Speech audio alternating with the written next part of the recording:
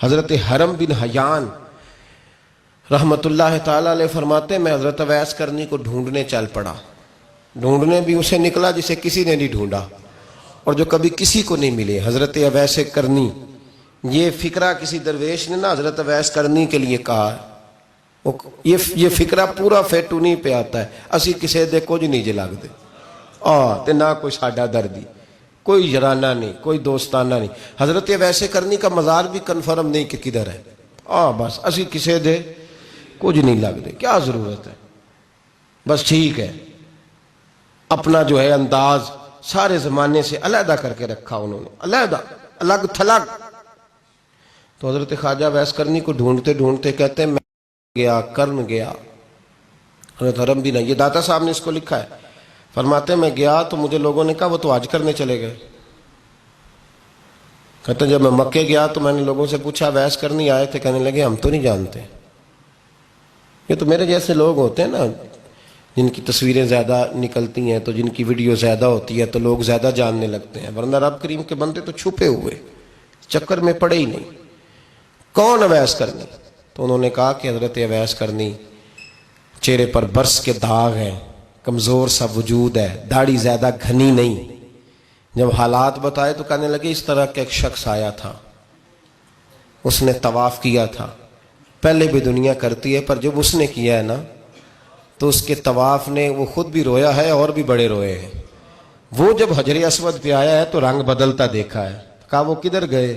کہنے لگے پورا نہیں پتا، اتنا ضرور خبر ہے کہ ان کے انداز بتاتے تھے کہ اب مدینے جائیں گے. تو جناب حرم بن حیان کہتے ہیں پھر میں مدینے گیا، میں نے خواجہ اویس کو ڈھونڈا. میں نے کہا یار میں نے حضرت خواجہ اویس کرنی کو ملنا ہے، کسی نے بتایا ہے کہ وہ مدینہ شریف آئے. تو لوگ کہنے لگے ہم نہیں جانتے وہ کون ہے. لیکن نا دنیا جان گئی، دنیا میں بڑا کچھ ہو گیا، بائی نیم لوگ جاننے لگے، ہوٹلوں پہ پہچاننے لگے، سڑکوں پہ پہچاننے لگے. لیکن بات تو یہ ہے کہ جن کو پہچاننا چاہیے اگر وہ پہچان لیں پھر تو بڑی بات ہے، پھر تو بڑی بات ہے. لیکن اگر وہاں ہی پہچان نہ ہو سکے تو پھر تو معاملہ بڑا الگ سا ہے نا. عزیز بھائی، حضرت خواجہ اویس کرنی کے بارے میں پوچھا تو مدینہ شریف کے زائرین اور وہاں کے مقامی لوگ بھی کہنے لگے کوئی نہیں پتا، ہم نہیں جانتے، ملے ہی نہیں. تو کہا باریک سا وجود ہے، پرانا سا لباس ہے، برس کے داغ ہے، چہرے پہ داڑھی زیادہ گھنی نہیں، کسی کو پاس نہیں بٹھاتے. اور پھر ایک جملہ اور کہا سنا ہے روتے ہیں تو بڑے درد سے روتے ہیں، سنا ہے بھیگی رہتی ہیں پلکیں، سنا ہے ان کی پلکیں بھیگی رہتی ہیں. میں 2-4 دن پہلے کسی سے سن رہا تھا شعر، اس نے کہا تھا ایک واری میری آنکھیاں تو انہوں نے اتھرو پونجے سن ہن چسکا پہ گیا رونے دا ہر ویلے یا ہو زاری ہے. تو کہتے ہیں کہ وہ اس طرح کی اس کی کیفیت ہے. کہتے ہیں میں نے کہا یار وہی تو اویس کرنی تھے، کدھر گئے؟ کہنے لگے کوئی خبر نہیں. جب وہ آئے ہیں تو ان کے آنے کا انداز ہی نرالا تھا، سسکیاں اور آہیں نکل گئیں اس شخص کی جب وہ مدینے آیا. حضرت حرم بن حیان کہتے ہیں میں ڈھونڈتا رہا، تلاش کرتا رہا، پھر میں ان کو ڈھونڈتے ڈھونڈتے عراق میں آیا تو نہر فرات کے کنارے ایک کمزور سے آدمی کو ریت کے ٹیلے پر بیٹھ کے وضو کرتے دیکھا. کہتے ہیں جب ان کا وضو مکمل ہوا تو میں نے کہا السلام علیکم. تو کہتے ہیں انہوں نے چہرہ نہیں پھیرا، وہیں بیٹھے بیٹھے کہنے لگے وعلیکم السلام یا حرم بن حیان، یا حرم بن حیان وعلیکم السلام. تو کہتے ہیں میں نے کہا کہ من انت، آپ کون ہے؟ تو کہنے لگے وہی ہوں جسے تم مکے اور مدینے ڈھونڈتا رہا. تو کہتے ہیں میں نے کہا حضور آپ میرا نام کیسے جانتے ہیں؟ بڑا خوبصورت جملہ ہے، اللہ کرے آپ کو یہ یاد رہ جائے. سبق کبھی نہ بھولنا، یہ سبق کبھی نہ بھولنا. بابا صاحب کے مزار پہ گئے تو خالی آ گئے، داتا صاحب گئے تو خالی، ایسے ہی چلے گئے. ہم فارغ لوگ تھے، کوئی کام نہیں تھا کہ بابا فرید کی گلیوں میں گھومتے رہے. ہم فارغ تھے کہ 2 بجے حضرت سلطان باہو رحمت اللہ علیہ کی جالیوں کے سامنے کھڑے رہے. ہم کو پتھر چاٹنے والے لوگ تھے کہ آدھی رات بیت گئی اور ہم بزرگان کرما والا شریف کھڑے رہے. یہ کیسے ہو گیا کہ محدث اعظم کے مزار پہ کھڑے رہے؟ ایسے ہی کوئی بات تھی؟ حضرت اویس کرنی بول کر فرمانے لگے، کہنے لگے کیا کہا تو نے کہ میں تجھے کیسے جانتا ہوں؟ فرمانے لگے تو مجھ سے پیار کرتا ہے، عارف تو روحی من روحی کا، میری روح تیری روح کی جاننے والی ہے.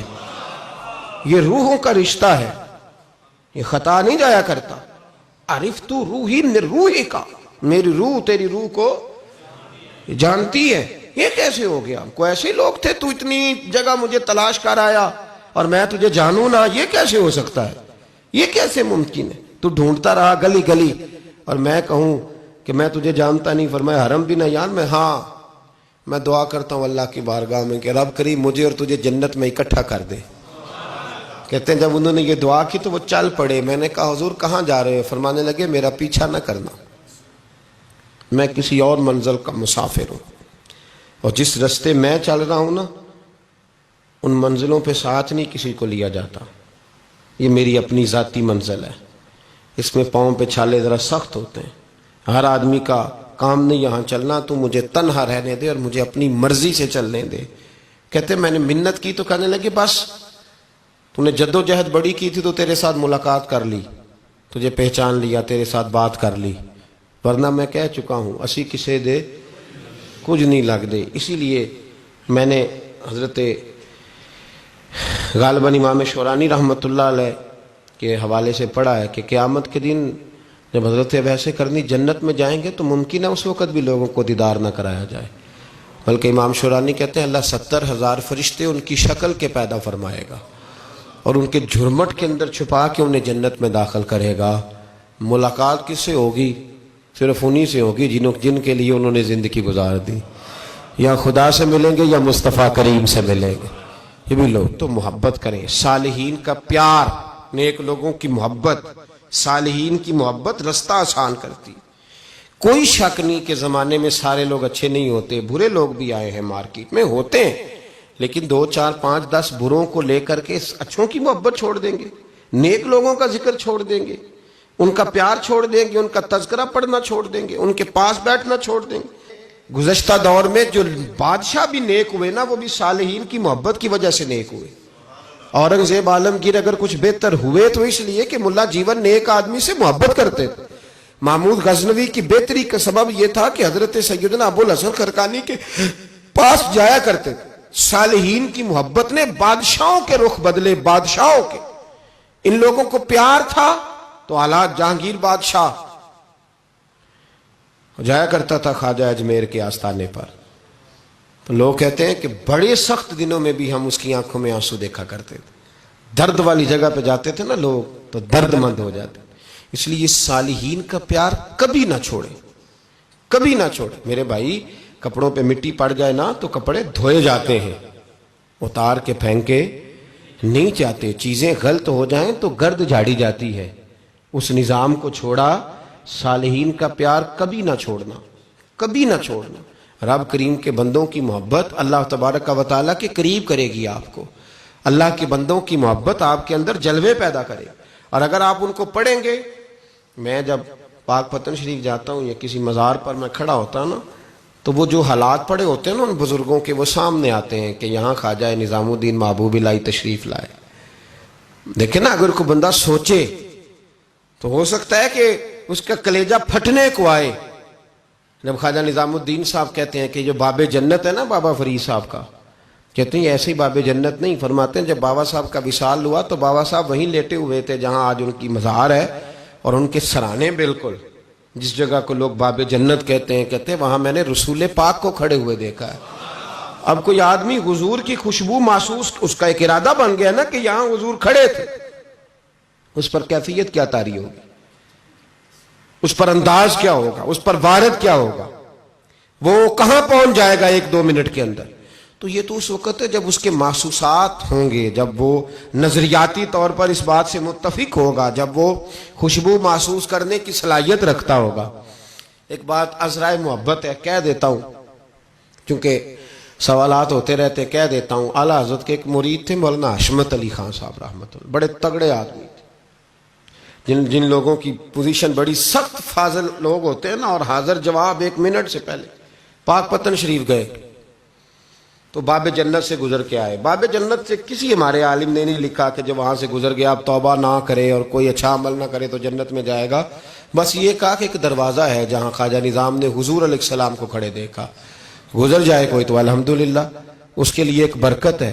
لیکن کسی شخص نے یہ نہیں کہا کہ اب وہاں سے نکل کے آ جائے اور معاذ اللہ جھوٹ بولے، جو مرضی کرے اور کہ میں جنتی ہو گیا، یہ معنی کسی بندے نے بھی بیان نہیں کیا۔ ہاں وہاں سے گزر کے آئے، سچی توبہ کرے، بعد میں اپنے اعمال پہ محنت کرے، اللہ اسے برکت عطا کرے گا۔ فرماتے ہیں میں پاک پتن شریف سے ہو کے آیا، رش بڑا تھا، اس کے ایام تھے، تو باب جنت سے گزر کے آیا تو میں بس کی چھت پہ بیٹھ گیا۔ کچھ اور لوگ بھی تھے، تو ان میں سے کچھ ایسے صاحبان بھی تھے جن کو بیماری ہوتی ہے چھیڑ کے رکھنے کی، کوئی نہ کوئی بات کیے رہتے ہیں، یہ ہو گیا تو وہ ہو گیا، کہتے ہیں انہوں نے بات چھیڑ دی، مولانا کہاں سے آ رہے ہو؟ تو میں نے کہا پاک پتن شریف۔ تو کہنے لگے کہ آپ وہ بہشتی دروازہ جس کو کہتے ہیں باب جنت، وہاں سے بھی گزرے ہیں؟ کہنے لگے الحمدللہ، لائن تو بڑی لمبی تھی پر موقع مل ہی گیا ہے، گزر گیا ہوں وہاں سے۔ تو کہتے ہیں مجھے سونگنے لگ گئے۔ کہنے لگے پھر تو آپ جنتی ہو گئے ہوں گے، پر آپ کے پاس سے جنت کی خوشبو نہیں آ رہی۔ تنزیہ، انہوں نے کہا تنزیہ۔ تو کہتے ہیں انہوں نے طنز کیا تو مجھے بھی حق حاصل تھا، جواب در جواب کی تو اجازت ہونی چاہیے نا۔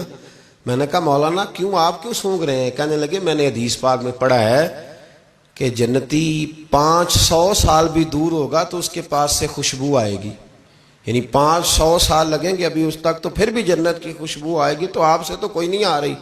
کہتے ہیں میں نے ان سے کہا آپ نے ایک حدیث پڑھی ہے، اگلی بھی پڑھ لینی تھی، حضور نے فرمایا جہنمی کو جنت کی خوشبو کوئی نہیں آئے گی۔ یہ نہیں پڑھی آپ نے حدیث، یہ نہیں نظر سے گزری؟ تو کہتے ہیں اب وہ مولانا مجھ سے معذرت کرنے لگے، کہنے لگے یار آپ تو ناراض ہی ہو گئے۔ تو میں نے کہا بھی آپ نے کیوں چھیڑی بات؟ میں نے آپ سے کوئی ڈسکس کیا؟ آپ نے پوچھا کہاں سے، پھر آپ ہی نے کہہ دیا کہ وہاں سے گزرے کہ نہیں جنتی دروازے سے، اور پھر آپ نے ہی اعتراض کر دیا، تو پھر ہمیں اتنا تو حق حاصل ہے نا۔ ہم آپ بھی کرتے ہیں تو ہو جاتے ہیں بدنام، اور تم قتل بھی کر دو تو چرچا نہیں ہوتا، ہمیں بھی تو حق حاصل ہے نا، اتنا تو جواب در جواب ہم دے سکتے ہیں۔ تو بھائی اس لیے صالحین کی محبت کبھی نہ چھوڑیں، اللہ کے بندوں کا پیار کبھی نہ چھوڑیں، کسی بزرگ کا ذکر ہو، کسی صحابی کی بات ہو، اہل بیت حتیٰ کہ انبیاء کرام علیہ السلام، اللہ کے انبیاء کی محبت، ان کی تعظیم، ان کا اکرام اپنے دل میں بٹھائیں، اس کو جگہ دیں۔ یہ تکمیل ایمان کے لیے بڑا ضروری ہے۔ فقد استکمل الایمان کے لفظ آئے حدیث میں، اگر تکمیل ایمان چاہیے تو اللہ کی رضا کے لیے لوگوں سے محبت کرنی چاہیے۔ اللہ عمل کی توفیق عطا فرمائے۔